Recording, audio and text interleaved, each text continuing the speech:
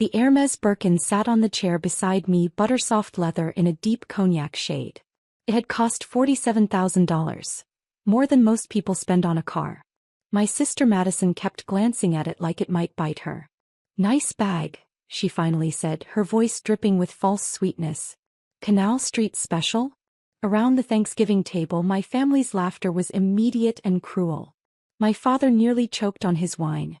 My mother covered her mouth, her eyes dancing with amusement. Even my brother-in-law Derek joined in, though he looked vaguely uncomfortable. "Madison, be nice," Mom said, but she was still smiling. "Though honey, you really should be more careful about those knockoffs. They can spot them a mile away at country clubs." I cut into my turkey, saying nothing. "I'm serious, Natalie," Madison continued, emboldened by the audience. "This whole thing you've been doing lately, the designer clothes, the expensive restaurants you check into on Instagram, the business trips to Paris. It's embarrassing. We all know you work at a nonprofit making, what, $65,000 a year. It's getting concerning," Dad added, his tone shifting to paternal worry. "Are you in debt? Because this pretending to be wealthy when you're clearly not, it's not healthy." I took a sip of water. "I'm not in debt." "Then how are you affording all this?" Madison pressed. "Because unless you married a secret millionaire, which, let's be honest, you're still single at 32, the math doesn't add up." My phone buzzed on the table.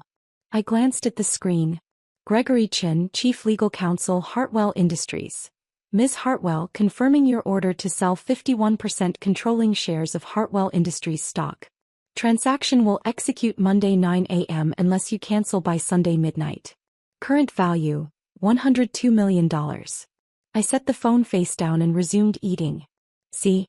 Even her phone is probably fake," Madison said. "That's a real iPhone at least, but I bet the designer apps and screenshots are all for show." What Madison didn't know, what none of them knew, was that Hartwell Industries, the medical device company my grandfather had founded 60 years ago, was currently worth $200 million.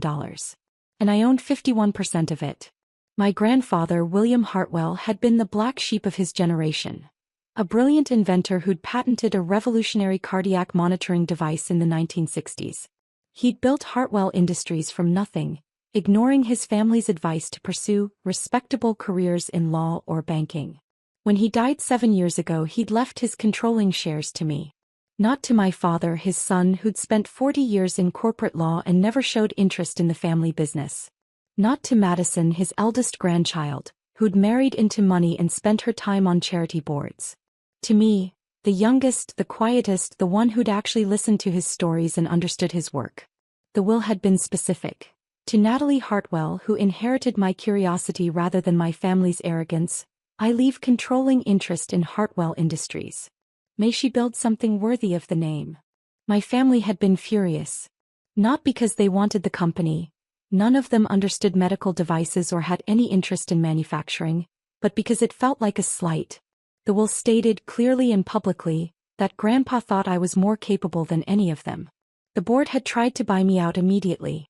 I was 25, fresh out of grad school with a biomedical engineering degree, and they assumed I'd take the money and run. Instead, I kept the shares and joined the board as a silent observer. For 7 years I'd watched. I'd learned. I'd quietly used my controlling interest to block bad decisions and push strategic improvements. The company's value had grown from $120 million to $200 million under my hidden influence. The board thought they were making brilliant decisions. In reality, I was the one steering the ship from the shadows. And I'd used my dividend payments, roughly $4 million annually, to live very comfortably while working at a nonprofit that meant something to me. The nonprofit salary was real. Everything else was funded by the company my family had dismissed as Grandpa's little gadget business. "You know what I think?" Madison was saying, warming to her theme. "I think you're catfishing your own life. You're creating this fake persona online, buying knockoff bags, taking photos in hotel lobbies you're not staying at." "The Plaza," I said quietly. "Last month. I was staying at the Plaza." "Oh please," Madison laughed. "The Plaza? That's like $800 a night." "The Terrace Suite," I continued. 5 nights. $3,400 per night." The table went quiet. "Natalie," Mom said gently, "this is exactly what we're talking about. These fantasies. I also had dinner at Le Bernardin, I said, my voice still calm. Sat at the chef's table. $650 per person plus wine pairings. Dad's expression shifted from amusement to concern. Sweetheart, are you hearing yourself? You're describing expenses that would cost more than your monthly salary. This is delusional. I offered. Is that what you were going to say? I was going to say worrying, Dad said. Madison's right.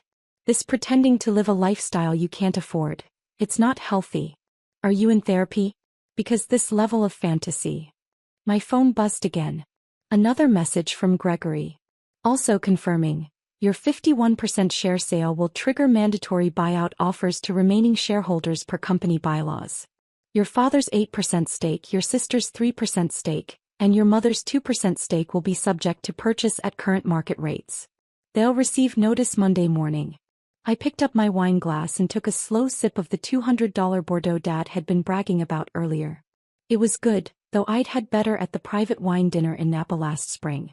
Natalie, Madison said, her voice taking on that syrupy concern she used at her charity galas. We love you. We're worried about you.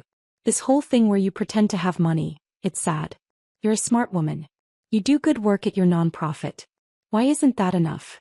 Why do you need to pretend to be something you're not? I'm not pretending, I said. The bag is fake, Madison said flatly. I've seen enough real Birkins to know. It's real, I said. I bought it at the Hermes store on Madison Avenue in July. Would you like to see the receipt? Anyone can fake a receipt. Call the store, I said, pulling out my phone and finding the number. Ask for Bernard. He's the manager. Tell him Natalie Hartwell wants to confirm her purchase. He'll remember. I also bought the matching wallet and the Kelly bag in rouge. Madison's smile faltered slightly. I'm not calling. Because you're afraid I'm telling the truth, I finished. You'd rather believe I'm delusional than accept that I might actually have money. Natalie, enough, Dad said firmly. These games aren't helping. Your sister is trying to help you and you're being defensive. That's a sign of... Of what? I asked. Of what, Dad? He exchanged glances with Mom. Of someone losing touch with reality. Someone who's built an elaborate fantasy and can't distinguish it from truth anymore. I set down my fork very carefully. Around the table, my family watched me with expressions ranging from pity to concern to poorly hidden satisfaction. Madison looked like she'd won something. Can I tell you all a story? I asked. Natalie, Mom started. 7 years ago, Grandpa William died. You all came to the will reading expecting him to leave everything to Dad, maybe with some small trusts for the grandchildren. Instead, he left 51% controlling interest in Hartwell Industries to me. Do you remember? Of course we remember, Dad said stiffly. It was a mistake. He was elderly, confused. We considered contesting it, but the will was ironclad, I finished. And he'd had 3 separate psychiatric evaluations in the months before he died, all confirming he was of completely sound mind. He knew exactly what he was doing. He was being vindictive, Madison said. He was angry at Dad for not joining the business, so he was being strategic, I corrected. He left the company to the person he thought could protect it. And for 7 years I have protected it? Dad laughed. Natalie, you've barely been involved. The board runs that company. You just collect a small dividend and... A small dividend, I repeated. Dad, do you know what the dividend payment is on 51% of a $200 million company? Silence. It's roughly $4 million per year, I said. After taxes, I take home about $2.7 million annually. That's what I've been living on for 7 years while working at the nonprofit because I enjoy the work. Mom's face had gone very pale. That's not. The company isn't worth $200 million. It's worth $203 million as of market close yesterday, I said. It was worth $120 million when Grandpa died. I've helped grow it 69% by using my controlling interest to block stupid decisions and push smart ones. The board thinks they're geniuses. They have no idea I've been guiding every major decision for 7 years. Derek, my brother-in-law, spoke for the first time. The dividend payment on those shares would be public record. If you actually owned 51% of Hartwell Industries. Under the name Ann Hartwell Trust, I said. Grandpa set it up to protect my privacy. The trust owns the shares, I control the trust. It's all perfectly legal and properly filed, but yes, it's somewhat opaque unless you know what to look for. I pulled up my phone and opened my email, turning it so they could see. This is from Gregory Chin, the chief legal counsel at Hartwell Industries. He's confirming my order to sell my controlling shares. Would you like me to read it aloud? That's fake, Madison said, but her voice wavered. Call Gregory, I said, finding his number. His office number is public. Call him right now and ask if he represents the N. Hartwell Trust. Nobody moved.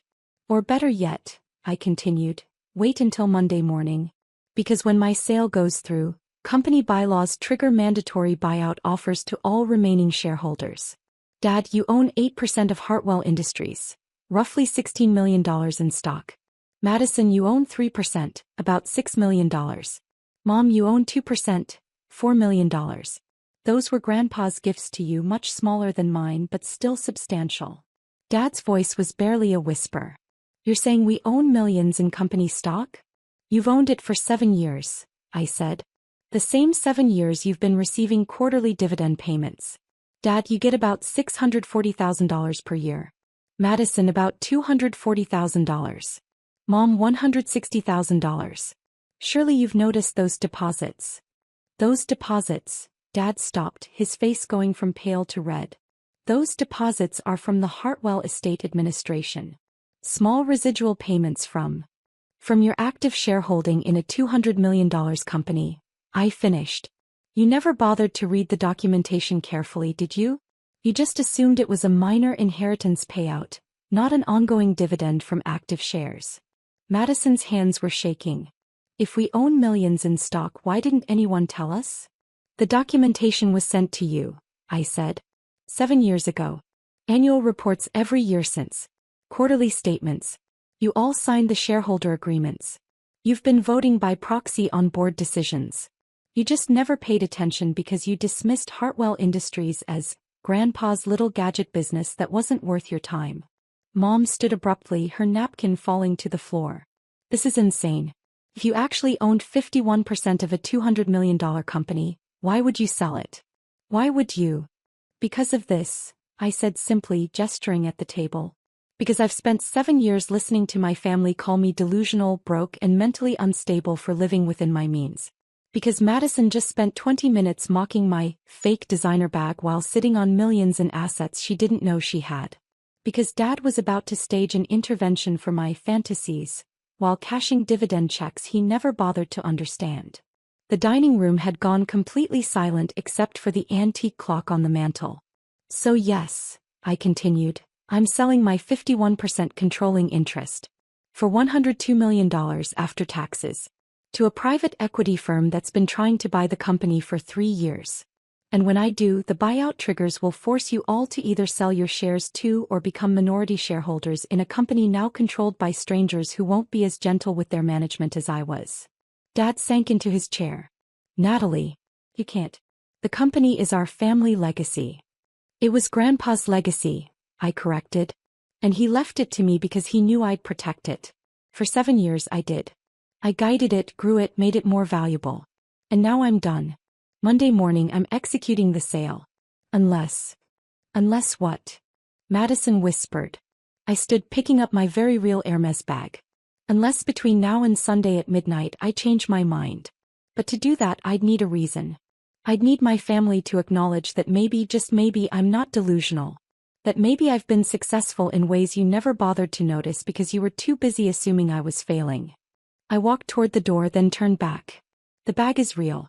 The Plaza stay was real. The Lou Bernardine dinner was real. The private wine dinner in Napa was real. The trip to Paris was for a Hartwell Industries board meeting.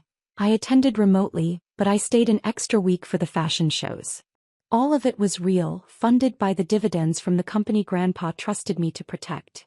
Natalie, wait, Mom said, standing. We didn't know. If we'd known. You would have paid attention? I asked. You would have taken me seriously? Mom, you receive quarterly statements from Hartwell Industries. So does Dad. So does Madison. None of you ever read them. None of you ever asked questions. You just assumed your small dividend payments were the extent of your involvement and never looked deeper. We'll look now, Dad said urgently. Well, let's call Gregory Chin right now. Let's sort this out. Don't make rash decisions because of a bad Thanksgiving dinner. A bad Thanksgiving dinner, I repeated. Dad, this isn't about one dinner. This is about 7 years of being treated like I'm mentally unstable for living a life you didn't bother to understand. 7 years of interventions and concerned looks and suggestions that I get therapy for my delusions. All while I was protecting your financial interests and growing your assets by tens of millions of dollars. My phone buzzed again. A text from Gregory. The board is concerned about Monday's transaction. They've asked if you're willing to meet this weekend to discuss alternatives. Private dinner, just you and the executive team. They're hoping to present a counteroffer to keep you engaged. I showed the text to my father. The board wants to take me to dinner this weekend. They value my involvement. They understand my worth. Can my own family say the same? Derek spoke up, his voice careful. Natalie, if everything you're saying is true, and I'm starting to think it is, then I owe you an apology. We all do. But selling out of anger isn't. It's not anger, I said. It's exhaustion. I'm tired of being dismissed. I'm tired of proving myself to people who should have believed in me from the start. Grandpa knew what he was doing when he left me those shares. He knew I had what it took. I wish my parents had known it too. I walked to the door, then paused one more time. You have until Sunday at midnight to convince me not to sell. That's roughly 63 hours. In that time you might want to actually read your shareholder documentation. Understand what you own.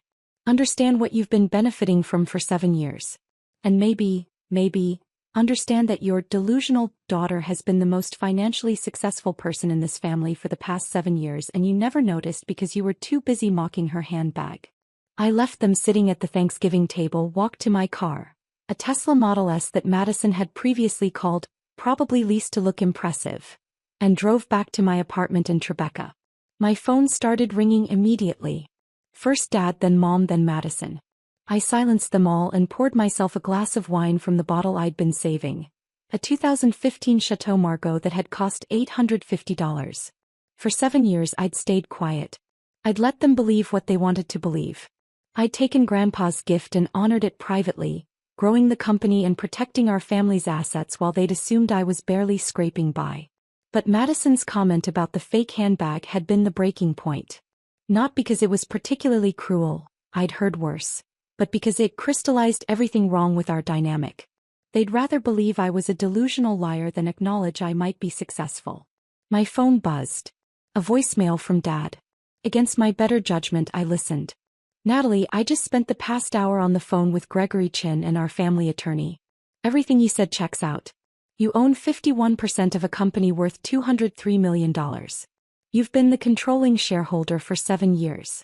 Your mother and I have been receiving $640,000 annually without understanding where it came from or what it meant. Sweetheart, I don't know what to say. I've been so focused on my career, on what I thought success looked like, that I never stopped to understand what you'd built. Your grandfather was right about you. He saw something I was too blind to see. Please don't sell the company. Not yet. Give us a chance to understand.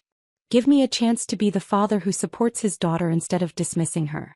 You have until Sunday at midnight. I'm asking you to wait. I'm asking for a chance to see you clearly. Dad. I played the message twice, then deleted it.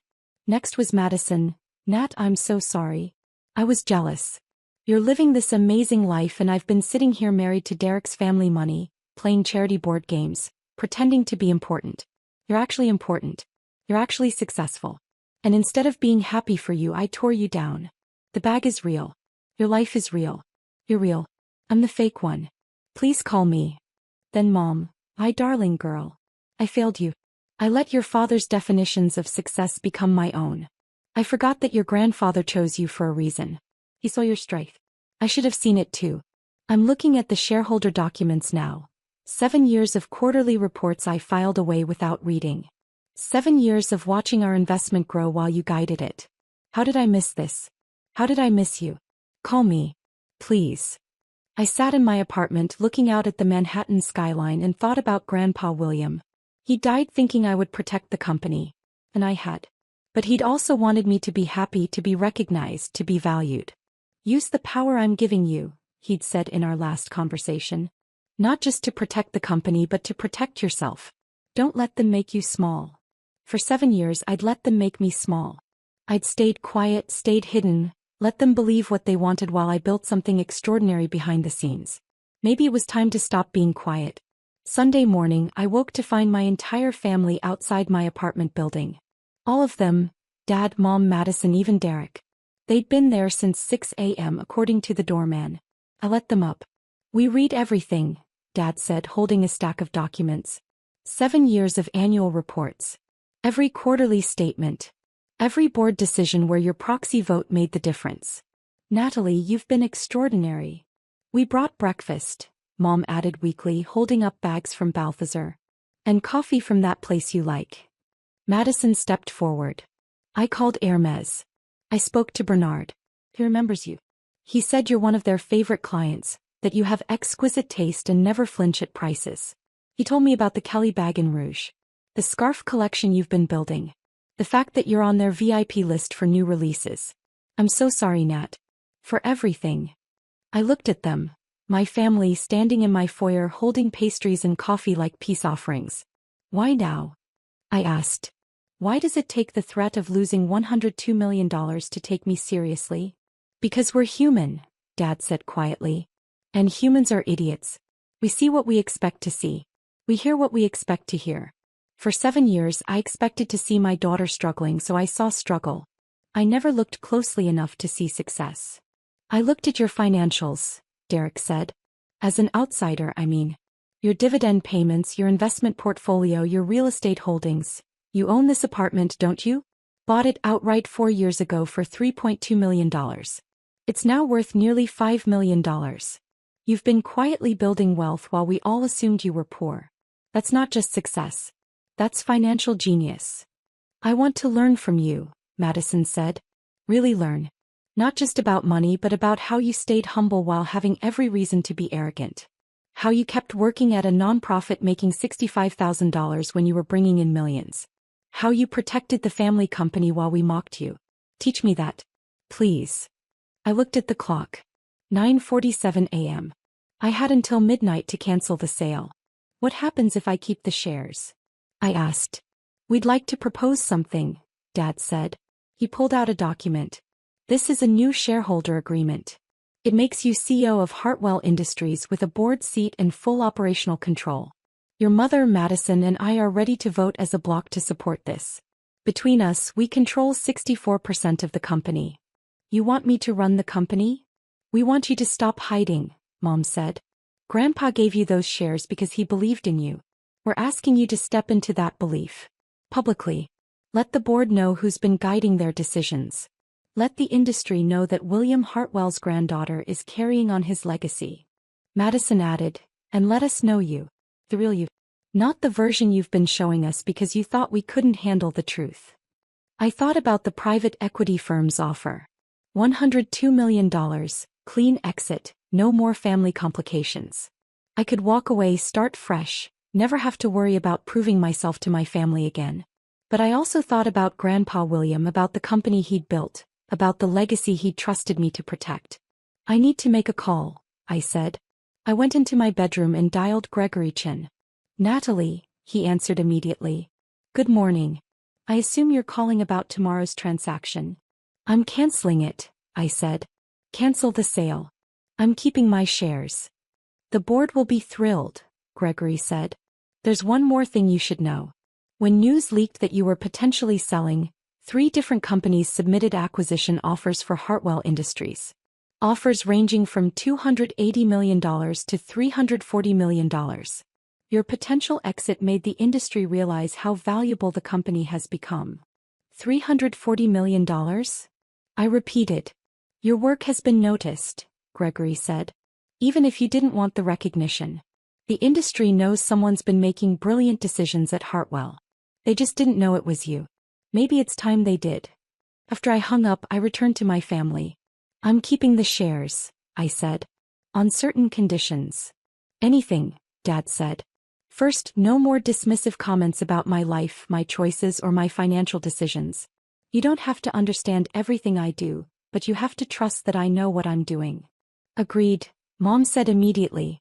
Second, I'm taking the CEO position, but I'm doing it on my terms. I'll split my time between Hartwell Industries and my nonprofit work. Both matter to me. That's non-negotiable. We support that, Madison said. Third, and this is important, I'm not interested in performing wealth. I don't need to prove anything to anyone anymore. I'll drive my Tesla, carry my Birkin, live in my Tribeca apartment, and work at my nonprofit. And none of you will ever again suggest that any of it is fake, borrowed, or delusion. Never again, Dad promised. And finally, I said, Thanksgiving dinner next year is at my place. I'm hiring a chef. A real one. Because if I'm going to host my family, we're doing it properly. For the first time that morning, everyone laughed. Madison hugged me first, then Mom, then even Dad, who wasn't usually demonstrative. Derek shook my hand formally, then smiled and said, Can I just say that was the most badass financial play I've ever seen? Threatening to sell to make your family see you? That's legendary. It wasn't a play, I said. I was ready to actually sell. But you didn't, Mom said softly. Because family matters. Even when we're idiots. Especially when you're idiots, I corrected. Because then you need someone smart to keep you from destroying your own assets. That afternoon, I sent the email to Gregory Chin officially canceling the sale and accepting the CEO position. I also sent an email to the board introducing myself properly for the first time in 7 years. From Natalie Hartwell to Hartwell Industries Board of Directors. Subject: Corporate Governance and New Leadership. Dear board members, for the past 7 years, I have exercised my grandfather William Hartwell's controlling interest in this company from the shadows. I guided decisions, blocked destructive paths, and helped grow our value from $120 million to $203 million. Effective immediately, I am stepping into the light. As majority shareholder and newly appointed CEO, I will be taking active operational control of Hartwell Industries. I look forward to working with each of you directly. I am my grandfather's granddaughter in every way that matters. He built this company with brilliance and determination. I intend to honor that legacy by building on it. First board meeting under new leadership. December 1st, 9 a.m. Respectfully, Natalie Hartwell, CEO, Hartwell Industries. The responses came within minutes. Congratulations. Excitement. Relief. One board member wrote, We've been hoping you'd step forward for years. Welcome to the light. That evening, Madison called. I'm at Hermes right now. I want to buy a real Birkin. Can you help me pick one out? You don't need a Birkin to prove anything, I said. I know, she said. But I want one. And I want my little sister to help me choose it because she has better taste than me and I'm finally humble enough to admit it. I smiled. Bernard closes at 6. Get there by 5:30, tell him you're my sister. He'll take care of you. Thank you, Nat. For everything. For being patient with us. For not actually selling. For being extraordinary even when we couldn't see it. After we hung up, I sat in my apartment, my fully paid-for apartment, and thought about the past 7 years. The quiet success. The hidden wealth. The constant dismissal. And I realized something. I didn't need my family's validation to be successful. I'd already proved that. But having them finally see me clearly, that was worth more than $102 million. Sometimes the best revenge isn't dramatic destruction. Sometimes it's showing people exactly what they almost lost, and then choosing graciously to let them keep it. The Hermes bag sat on my counter, buttersoft and perfectly real, just like everything else in my life.